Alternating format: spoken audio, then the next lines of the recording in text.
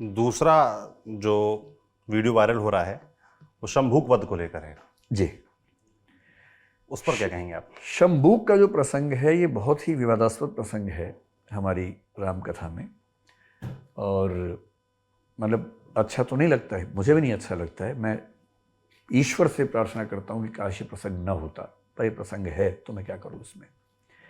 ये जो पुस्तक है इसका नाम आपने खूब सुना होगा, ये रामायण है, श्रीमद् वाल्मीकि रामायण। गीता प्रेस गोरखपुर से छपी है, उसका द्वितीय भाग है। ये पुरानी पुस्तक मेरे पास रखी थी, मैं वहीं से लेके आ गया हूँ। ये उसका पृष्ठ संख्या 774 और 775 है। इसको भी आप आराम से ध्यान से देख सकते हैं, ठीक है। 775वें पृष्ठ पर इसका 76वां सर्ग शुरू हो रहा है, और 76वें सर्ग में ये कहानी पहली बार आई है, उत्तरकांड में आई है। अब आज मैंने ट्विटर पे कुछ लोगों ने मुझे रेफरेंसेस भेजे जिसपे लोग कह रहे हैं कि रामायण में तो उत्तरकांड है ही नहीं, तो ये उत्तरकांड की बात कैसे कर रहा है।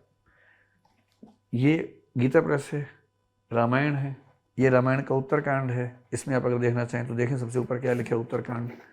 अब कुछ लोगों ने अपनी कल्पना से ये मान लिया कि उत्तरकांड रामचरित या रामायण का हिस्सा नहीं है, तो उसमें मैं क्या कर सकता हूँ, इसमें तो लिखा हुआ है उत्तरकांड।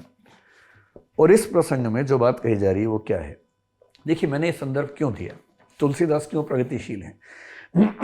प्रसंग ये है कि शंभूक एक शूद्र व्यक्ति था, वो तपस्या कर रहा था त्रेता युग में। एक, मुझे पूरी कहानी उस समय ध्यान नहीं थी तो मैंने बहुत संक्षेप में कही थी, अब मैंने थोड़ा ध्यान से विस्तार में पढ़ा। एक ब्राह्मण के पुत्र की असमय मृत्यु हो गई 12-13 साल की उम्र में, तो वो रोता हुआ विलाप करता हुआ राजा राम के पास पहुंचा। राम उस समय राजा बन चुके हैं। तो राम ने पूछा, बताओ क्या बात है भाई। तो उसने बताया कि मेरे पुत्र की असमय मृत्यु हुई है, और ऐसी अकाल मृत्यु हमारे राज्य में कभी नहीं होती थी, ज़रूर कोई अधर्म हो रहा है। और चर्चा होते होते समझ में आया कि अधर्म का मतलब ये है कि कोई ब्राह्मण या क्षत्रिय के अलावा कोई है जो तपस्या कर रहा है, उसमें ये प्रसंग आता है। तो फिर राम को निर्देश मिला कि वो इस चीज़ को सुधारें।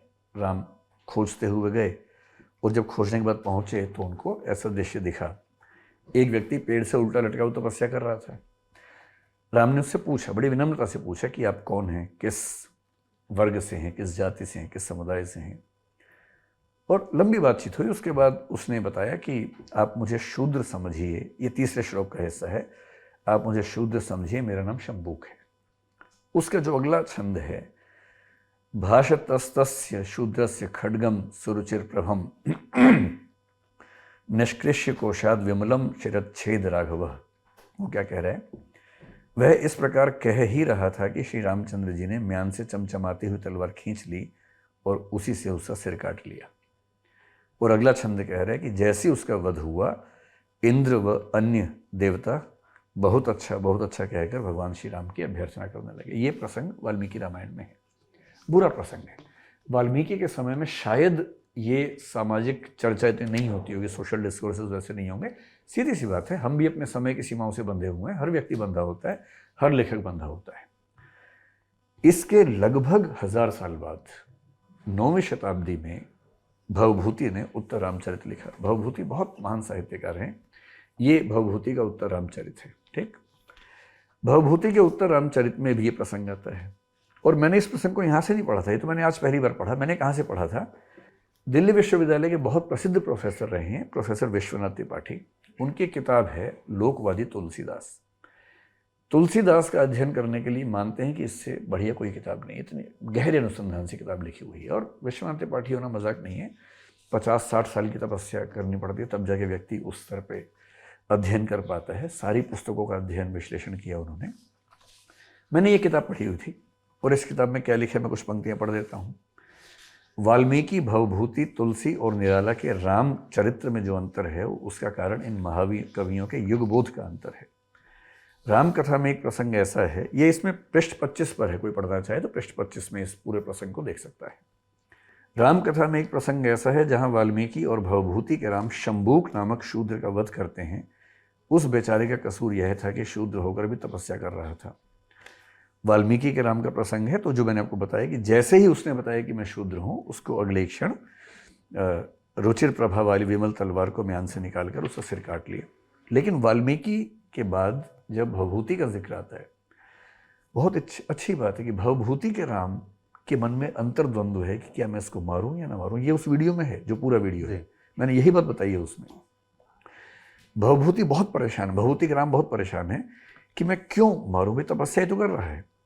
और फिर क्या लिखा है, भवभूति के राम के हृदय में शंभूक को मारते समय द्वंद्व है, उनके मन में करुणा जगती है। फिर अपने को निर्मम बताते हुए कहते हैं कि हे कठोर गर्भा सीता को घर से निकाल देने वाले मेरे दाहिने हाथ, तुझ में करुणा कहाँ।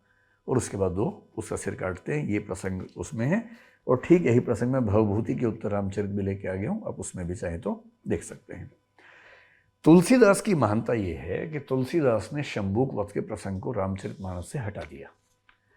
और मैं उसमें ये बताना चाह रहा हूँ, जो कि बताया विश्वनाथ त्रिपाठी जी ने लिखा है, उन्हीं की किताब से बता रहा हूँ, कि लेखक सिर्फ इसलिए महान नहीं होता कि उसने क्या लिखा है, लेखक इसलिए भी महान होता है कि परंपरा की कौन सी बात को छोड़ दिया है। तुलसीदास जी ने शंभूक वध के प्रसंग को छोड़कर महानता दिखाई, सीता परित्याग को छोड़कर महानता दिखाई, और इस प्रसंग को बताते हुए पीछे के संदर्भ देने पड़ते हैं, उसी पर यह सारा का सारा शोर हुआ है।